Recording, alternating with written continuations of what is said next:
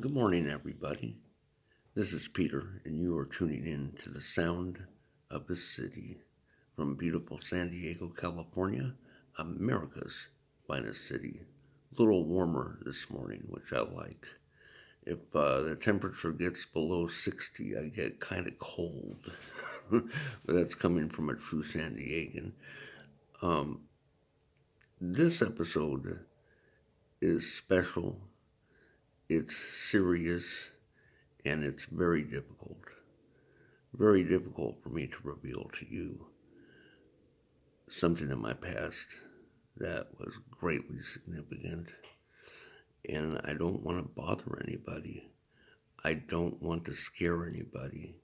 So if you don't feel like listening to something that's really heavy, I understand maybe it's time for you to take off.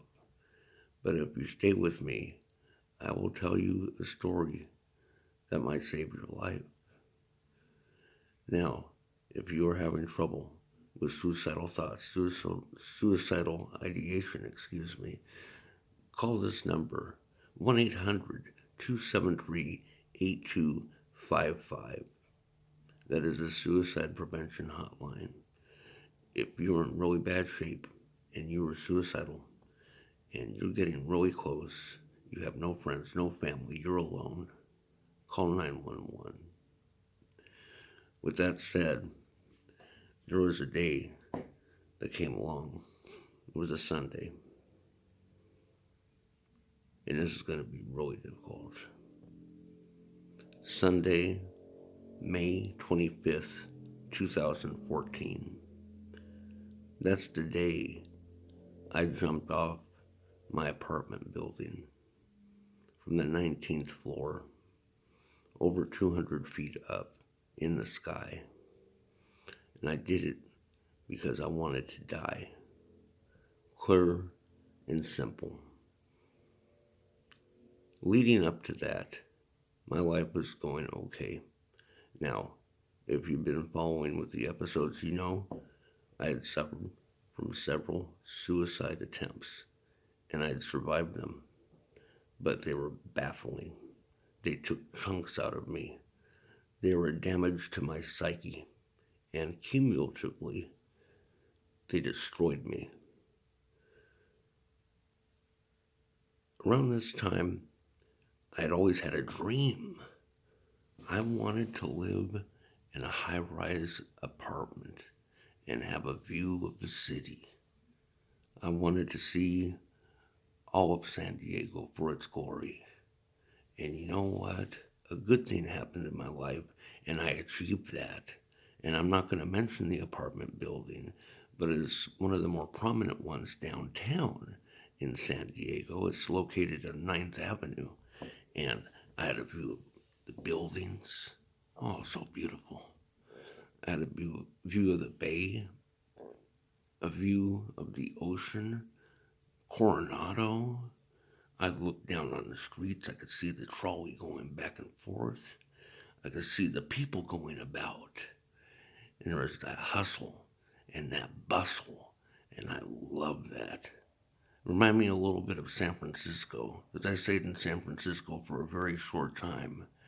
And I remember having that same atmosphere, or I had access to that atmosphere. I just loved it. Anyway, I wasn't completely well by no stretch of the imagination. And I still, at times, was suicidal. And the situation was this: I was suicidal, and now I lived in an apartment building with a balcony. And I could easily just jump off that balcony and die. It dawned on me. I didn't think about this before I uh, signed the lease to the apartment. But after I was in the apartment a couple days moving my stuff in, I looked at that balcony and I thought, oh my God. And that's when my plan started. No joke. In fact, I was so terrified that on the balcony, I taped a picture of my youngest daughter. And I thought to myself, hopefully, if I ever get really bad, I'll go in the balcony, I'll look down and I'll see her picture, and it will prevent me from committing suicide. Well, needless to say, it didn't work out that way. That Sunday, I woke up really late in the afternoon. It was a little warm outside. It was around 5 in the afternoon. I was a night person. I worked nights. And it wasn't out of the question for me, but it was a little late. I was not feeling well. I was depressed. I was discontent. I was angry. I was considering going to a bar to go play some pool, but deep down in my head, I was like, I want to go to a bar, cause some trouble, and get in a fight.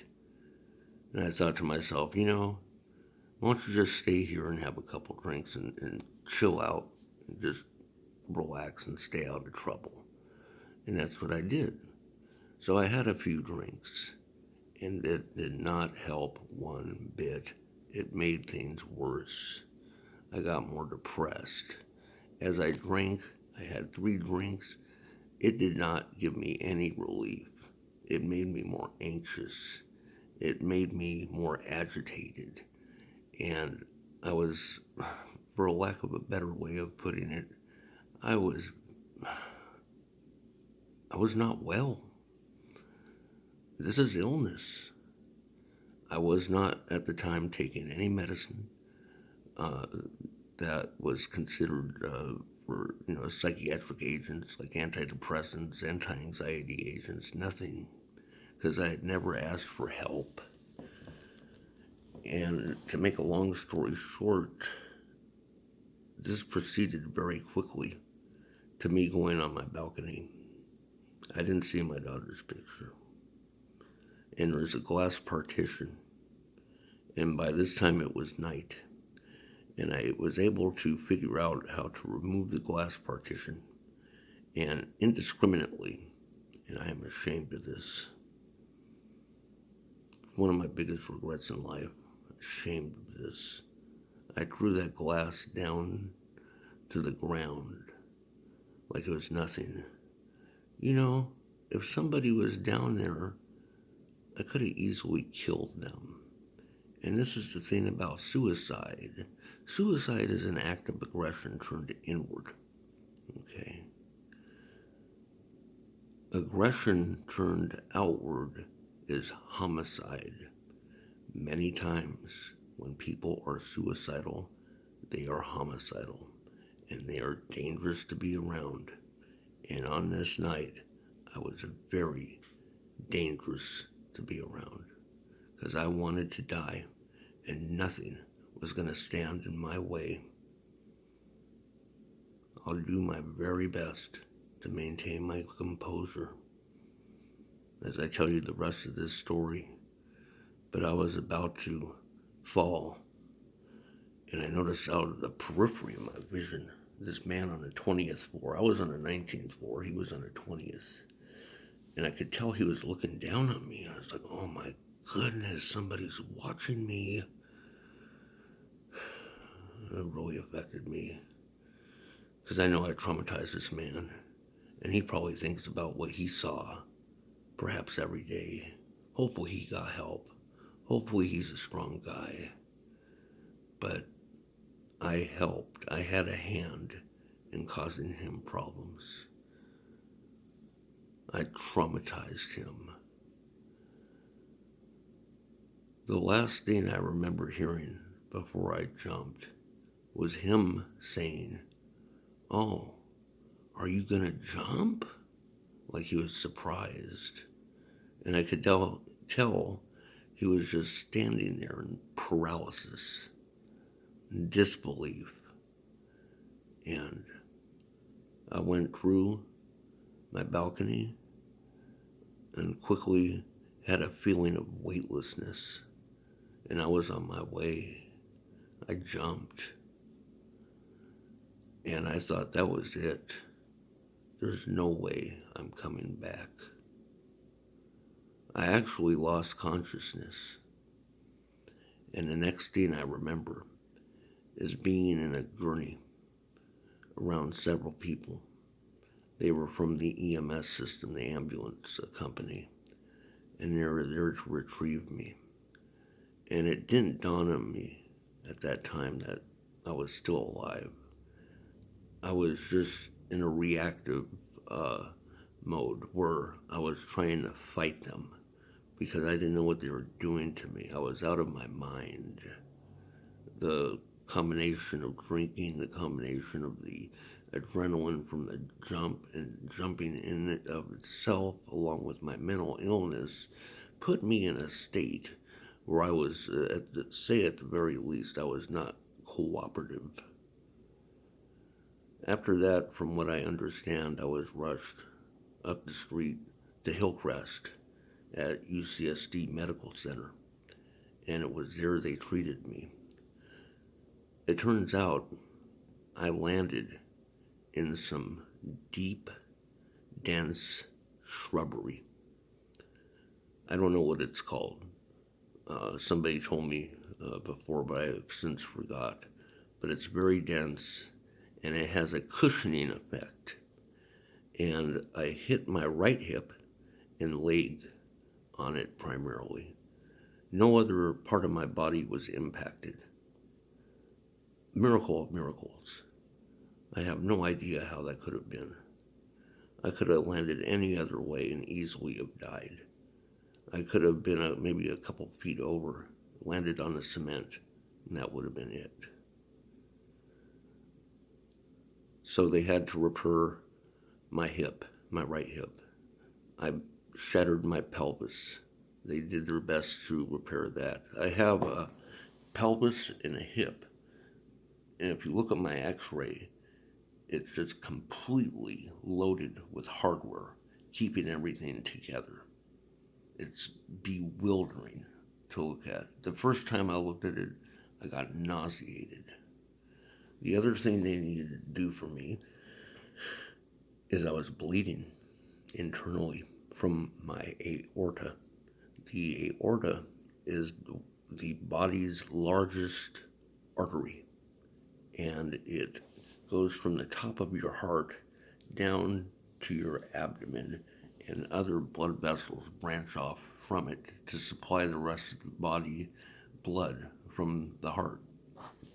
Well, I was bleeding from the aorta, and that is especially dangerous because the aorta is a high pressure vessel, and you could lose blood from it very quickly.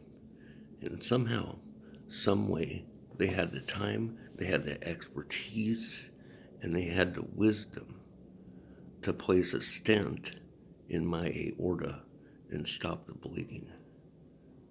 I don't know. I was there. I was not conscious, but I could only imagine that at some point somebody looked at me and said, he's a lost cause. Let's just stop. Let's just, he's not going to make it. I don't know if that was ever said, but I could imagine that being a possibility. And when I first came to, I was in my hospital room and I was on a ventilator. And I had all types of tubes and everything, of course. And I was so angry. I wanted to die. I was so apoplectic that I was still alive. I could not believe it. In fact, the first staff member that came into my room, I started fighting with them and trying to yell at them. I couldn't say anything. I had a tube in my mouth, but I was making gestures, and I was trying to throw things even though I didn't have anything to throw. But it was ugly, and I had that feeling every time I came to. The whole time I was in the hospital, I just wanted to die. And I could not believe that in a million years I jumped off the 19th floor of an apartment building and survived. The survival rate for something like that, they say, and pardon me, I don't want to be Mr. Statistics, but they say if somebody jumps from a building 10 stories high or more elevated than that, your chances of survival are less than 1%.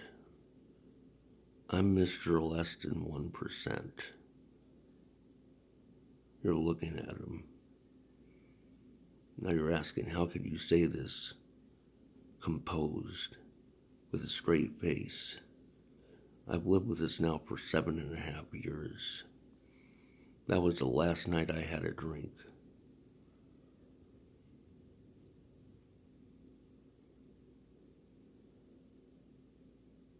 Sometimes I don't know what to say, and right now that's one of those times. So I think I'm going to stop, because I've given you enough information for this episode. But I thank you for joining me.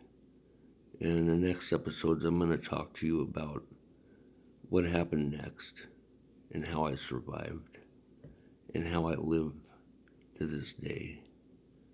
Living versus merely existing. Because guess what?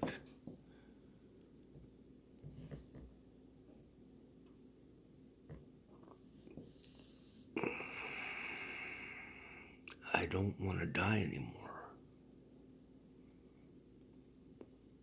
I don't want to die anymore. I'm happy to be alive.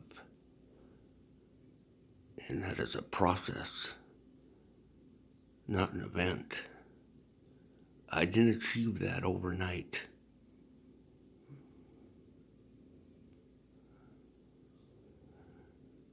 And it's lovely.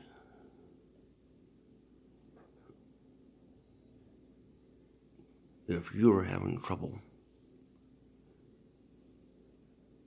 with your thoughts and you feel suicidal, please call 1-800-273-8255, Suicidal Prevention Hotline. If you're really struggling, find a friend, find your family, or call 911. They will help you.